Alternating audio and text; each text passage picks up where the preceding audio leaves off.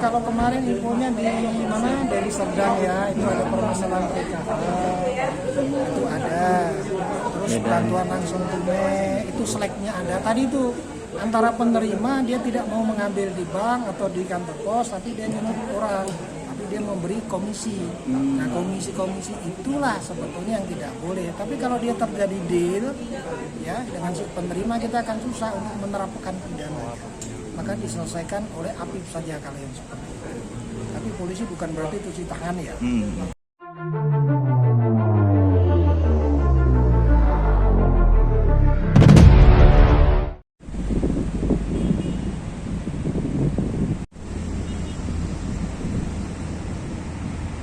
Kan wartawan, jadi pada hari ini kita dari Mabes Polri yang tergabung dalam Satgas Pen Bareskrim Mabes Polri bersama dengan perwakilan BPKP Pusat dan Kemensos RI.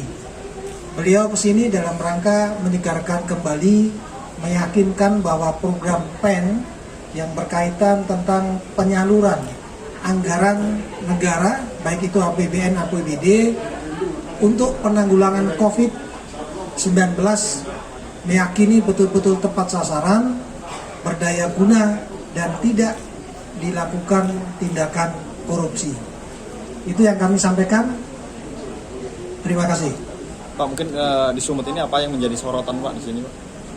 Di Sumut dan polda-polda lain memang yang menjadi sorotan adalah ini ada 3 klaster, yaitu berkaitan tentang kesehatan, kemudian perlindungan masyarakat, dan peningkatan perekonomian kerakyatan. Kita lebih menyorot kepada kegiatan-kegiatan kawan kita, rekan kita yang di Jakarta, yaitu di Kemensos. Itu seperti BLT, kemudian PKH. Memang harus kita luruskan lagi karena anggaran memang bergulir dari pusat di Jakarta langsung kepada penerima. Nah itu yang menjadi sorotan. Kalau untuk di Sumut ada penyelewengan Pak? Di mana-mana tetap ada, hanya nanti cara penyelesaiannya, yaitu kalau Satgas Pen itu lebih mengedepankan kegiatan-kegiatan yang bersifat preventif dengan mengedepankan APIP yang ada di kabupaten, kota, dan di provinsi. Untuk penyerapan anggaran terkait dengan COVID itu sendiri, apakah di Sumut sudah maksimal atau bagaimana Pak? Oke. Tadi ada pemaparan dari APIP provinsi, dari kawan-kawan kita APIP di kota. Jadi memang penyerapannya bukan tidak maksimal, tapi ini kan masih berjalan selama 1 tahun. Masih bisa dimaksimalkan dengan pengawasan dari kita Satgas Pen, BPKP, dan APIP yang ada di provinsi dan kabupaten kota. Mungkin Pak dari kita ada nggak penekanan khusus Pak untuk mungkin di Sumut ini Pak agar supaya ke depan lebih baik, lebih maksimal lagi Pak? Ya. Jadi program dari Satgas Pen Pusat kita akan tingkatkan lagi berkaitan dengan koordinasi dan kolaborasi antara pihak kepolisian yang tergabung dalam Satgas Pen, kemudian API provinsi, BPK maupun BPKP. Itu sehingga nanti betul-betul anggaran terkait PEN bisa sampai kepada rakyat dan dampak COVID itu akan terkurangi dan perekonomian kerakyatan akan semakin meningkat. Pak, mungkin bisa dijelaskan Pak penyelewengan apa Pak yang dimaksud di Sumut ini Pak? Ya kalau di penyelewengan kita belum ada penemuan di sini, namun masih dalam tahap penyelidikan. Banyak sekali di kesehatan juga ada sebetulnya, tapi masih tahap penyelidikan. Kalau itu bisa diselesaikan oleh APIP, kawan kita di provinsi, kabupaten, kota, itu lebih baik sehingga anggaran itu tidak berhenti, tapi betul sampai sasaran. Penyelewengannya ini dalam bentuk apa dia Pak? Mungkin bisa jelaskan Pak? Ya hampir sama. Misalnya kalau di Bansos itu pendamping yang harusnya itu yang menerima adalah orang yang punya kewenangan mengambil, tetapi karena ada ikatan antara pendamping atau orang tertentu dengan si penerima sehingga dia klop, diambilkan, tapi mendapat komisi. Misalnya kalau 300.000 mendapat 20.000, itu seperti itu. Tapi kalau sekian penerima kali 20.000 itu banyak.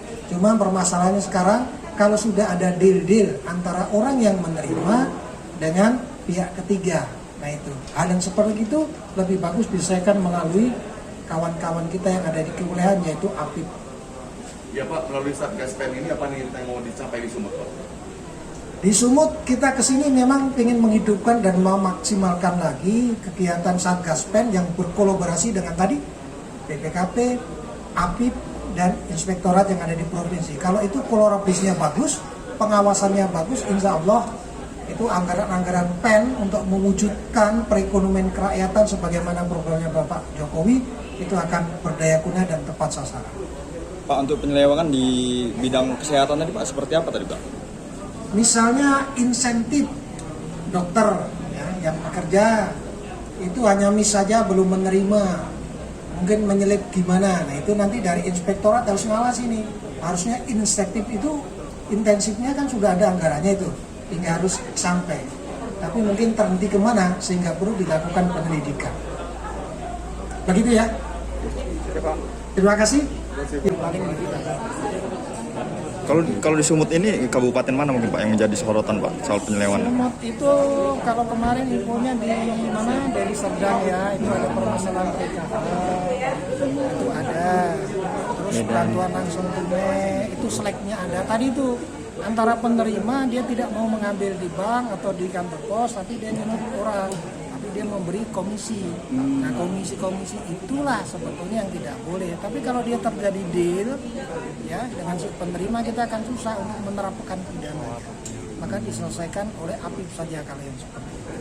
Tapi polisi bukan berarti cuci tangan ya. Apakah nanti melalui Satgas Pen ini Pak bisa memperbaiki DTKS di seluruh provinsi? Kalau di TKS tadi dari pusat, oleh Kemensos, Iya. itu dari bawah, tadi dijelaskan materinya dari bawah. Dari bawah, kemudian diketok oleh Pak Bupati, kemudian diverifikasi, baru itu menjadi syarat untuk orang yang menerima bantuan. Mekanisme seperti itu, kalau di polisi tidak ikut campur tangan. Ya, itu ya. Baik, terima kasih Pak.